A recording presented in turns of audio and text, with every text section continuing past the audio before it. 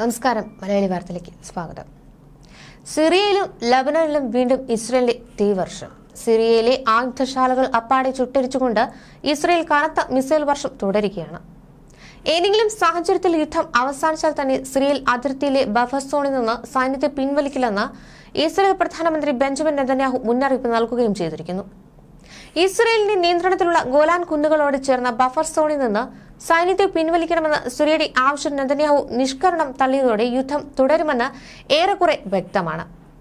ഇസ്രയേലിന്റെ കൈവശമുള്ള ഗോലാൻ കുന്നുകളുടെ അതിർത്തിയിൽ നിന്ന് 10 കിലോമീറ്റർ അകലെയുള്ള സിറിയയിലെ തന്നെ ഏറ്റവും ഉയരമുള്ള ഹെർമൺ പർവ്വതത്തിൽ നിന്നുകൊണ്ടാണ് സിറിയൻ അതിർത്തിയിൽ നിന്ന് പിന്മാറില്ല എന്ന് നെതന്യാഹു പ്രസ്താവിച്ചിരിക്കുന്നത്.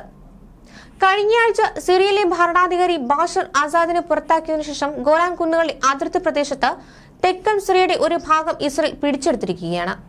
അതേസമയം ബഫർ സോണിൽ താമസിക്കുന്ന സിറിയക്കാരെ ഒഴിപ്പിക്കാൻ പദ്ധതി ഇല്ല എന്നാണ് ഇസ്രയേൽ പറയുന്നത്. അതേസമയം അസദിന്റെ ഭരണകാലത്ത് ജയിലിൽ അടയ്ക്കപ്പെട്ട 100 കണക്കിന് തടവുകാരെ അസദ് നിഷ്കരണം കൊന്നു കുഴിച്ചുമൂടിയതായി കണ്ടെത്തിയിരിക്കുകയാണ്. കാണാതായ 100ഓളം സിറിയക്കാരുടെ മൃതദേഹങ്ങൾ ഒരു കുഴിമാടത്തു നിന്ന് കഴിഞ്ഞ ദിവസം കണ്ടെത്തുകയായിരുന്നു. കണ്ടെടുത്ത ചില മൃതദേഹങ്ങൾ തലയിൽ വെടിയേറ്റതോ കത്തിക്കരിഞ്ഞ നിലയിലോ ആണ്. 14 മാസമായി തുടർന്ന ഇസ്രയേൽ ഹമാസ് യുദ്ധത്തിൽ വെടിനിർത്തൽ കരാറിനുള്ള വഴി തെളിയുന്നത് റിപ്പോർട്ടുകൾ പുറത്തുവരുന്നുണ്ട്. ഹമാസ് തീവ്രവാദി നേതാക്കളിൽ ഏറെ പേരെയും കൊന്നൊടുക്കിയെന്ന വിശ്വാസത്തിലാണ് ഇസ്രയേൽ യുദ്ധത്തിൽ നിന്ന് പിന്മാറാൻ ആലോചിച്ചു വരുന്നത്. അമേരിക്ക, ഈജിപ്ത്, ഖത്തർ എന്നീ രാജ്യങ്ങളാണ് യുദ്ധം അവസാനിപ്പിക്കുന്നത് സംബന്ധിച്ച മധ്യസ്ഥ ചർച്ചയിൽ പങ്കെടുത്തുകൊണ്ടിരിക്കുന്നത്. ഇസ്രയേൽ സൈന്യം ഗാസയിൽ നിന്ന് പിന്മാറുന്ന കാര്യത്തിൽ സമയക്രമം വേണമെന്ന കാര്യം അംഗീകരിക്കാൻ ഹമാസ് തയ്യാറായതോടെയാണ് വെടിനിർത്തൽ കരാർ യാഥാർത്ഥ്യമാകാനുള്ള വഴി തെളിഞ്ഞിരിക്കുന്നത്. ഹമാസുമായുള്ള കടുത്ത യുദ്ധത്തെ തുടർന്ന് പരിപൂർണമായി തകർന്ന നിലയിലാണ് ഗാസ. ഭൂരിഭാഗം അടിസ്ഥാന സൗകര്യങ്ങളും താറുമാറായിരിക്കുന്നു. കുടിവെള്ളമോ ഭക്ഷണമോ ലഭ്യമല്ലാതായിരിക്കുന്നു. പകുതിയിലേറെ കെട്ടിടങ്ങളും തകർന്നു തരിപ്പണമായി. വെടിനിർത്തലിന് ഹമാസ് വഴങ്ങാൻ തയ്യാറായത് സഖ്യകക്ഷിയായ ലബനനിലെ സായുധ സംഘടന ഹിസ്ബുള്ള ദുർബലമായതോടെയാണ്.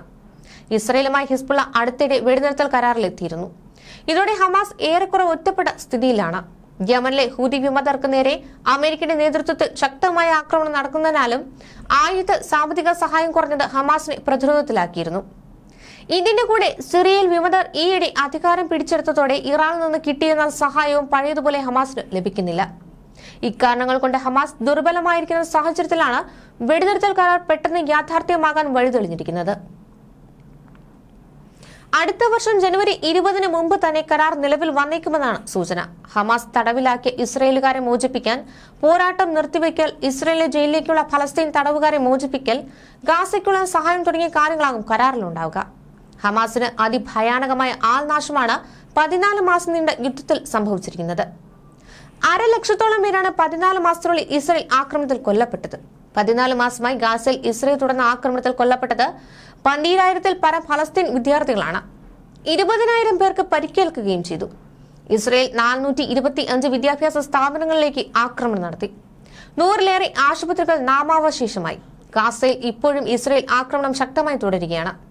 ആശുപത്രികൾക്കും അഭയാർത്ഥി ക്യാമ്പുകൾക്കും നേരെയുള്ള ആക്രമണം തുടരുകയാണ്.